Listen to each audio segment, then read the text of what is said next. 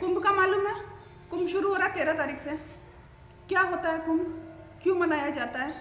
क्या हुआ था उस दिन? आंटी एक वो था ना, रावण का भाई, वो सो रहा था मस्त कुंभकर्ण। कैसे जोड़ता है ये, कैसे जोड़ता है? पिछली बार क्या था? बताओ।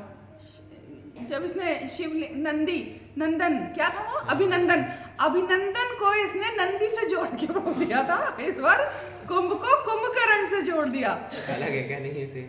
नहीं है सेम। बढ़िया तेज आ रहा है। हम बताते हैं। देखो, कुंभ की शुरुआत कहाँ से हुई? जो हमारी पौराणिक कथाएं है ना, वो ये बोलती है, सतयुग याद है? सतयुग में देवों के बीच में और असुरों के बीच में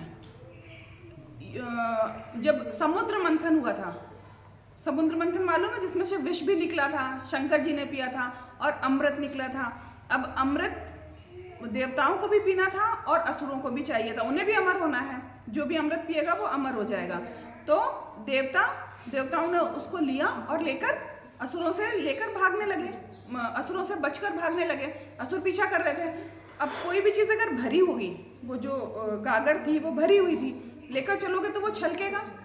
तो वो छलक कर कहाँ कहाँ गिरा? प्रयागराज में, उत्तर प्रदेश में, हरिद्वार में। हरिद्वार कहाँ है? उत्तराखंड। उज्जैन में, उज्जैन कहाँ है? मध्य प्रदेश, महाकाल की नगरी। और एक जगह और बोलो। नासिक। नासिक, महाराष्ट्र में। इन 4 जगहों पर बोलो फिर से। प्रयागराज, उज्जैन, हरिद्वार, नासिक। ठीक है, इन 4 जगहों पर हम क्या करते हैं? जब कुंभ अर्धकुंभ होता है, एक होता है कुंभ और एक होता है महाकुंभ। अर्धकुंभ 6 सालों में एक बार आता है, कुंभ 12 सालों में एक बार आता है, और महाकुंभ आते ही नहीं। 144 साल, 144 ईयर्स के बाद में। जो ये पड़ रहा है ना महाकुंभ, वो 144 साल के बाद में। गंगा यमुना सरस्वती का संगम होता है, वहाँ पर स्नान करते हैं। बोलते हैं कि वहाँ जाने से, वहाँ नहाने से पाप धुल जाते हैं। अच्छा, लोग ये गंगा में भी तो होता है यही। गंगा, सरस्वती अब विलुप्त हो गई है, सूख गई है वो नदी। तो सारे नाम भी धुलेंगे, नदी विलुप्त हो गए सारे। देखो, ऐसा नहीं होता। और पाप कौन से वाले मतलब कौन से पापों से मुक्ति मिलती है? ऐसा नहीं होता है कि हमने जानबूझ के किया है और हम ये सोच रहे हम जाकर गंगा जी में नहा लेंगे तो हमारे पाप धुल जाएंगे। ऐसा नहीं होता। हमसे जो गलती से हो जाते हैं पाप, जो हमें पता भी नहीं होते शायद कि हमने ये किया होगा, या हम सच में मन से चाहते हैं कि वो हमसे गलती हो गई थी और अब हम उससे प्रायश्चित हम करना चाहते हैं, या हमने कर लिया है तो हम, लेकिन हमारे मन में रह जाता है कि हम गंगा स्नान कर लेते हैं, या तो हमारे पाप धुल जाए। ऐसे पाप धुल जाते हैं। तो हमने जानबूझ के किसी के साथ कुछ गलत किया है और हमारे पाप धुल जाए, तो ऐसा नहीं होता, ऐसा कभी नहीं होता। अच्छा, कुंभ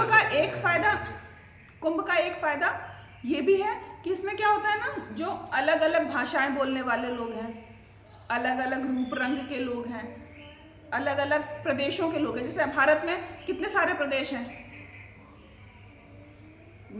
उत्तर प्रदेश मान लो, नीचे तमिलनाडु, यहाँ के लोग मान लो, राजस्थान के मान लो, इधर असम वगैरह के, ये सभी लोग क्या सनातनी, जो मानते हैं सनातन संस्कृति को, वो लोग जाते हैं और वहाँ पर स्नान करते हैं। इससे अनेकता में एकता भी दिखती है। ठीक है। जो जुपिटर है, जुपिटर बृहस्पति, वो अपना जो एक साइकिल है ना, सभी जितने भी ग्रह हैं वो सब क्या करते हैं? चक्कर लगाते हैं, है ना? तो जब उसका एक चक्कर, एक परिक्रमा पूरी हो जाती है, ये 12 साल में पूरी होती है। ठीक है। जब वो 12 साल में पूरी हो जाती है तब कुंभ पड़ता है।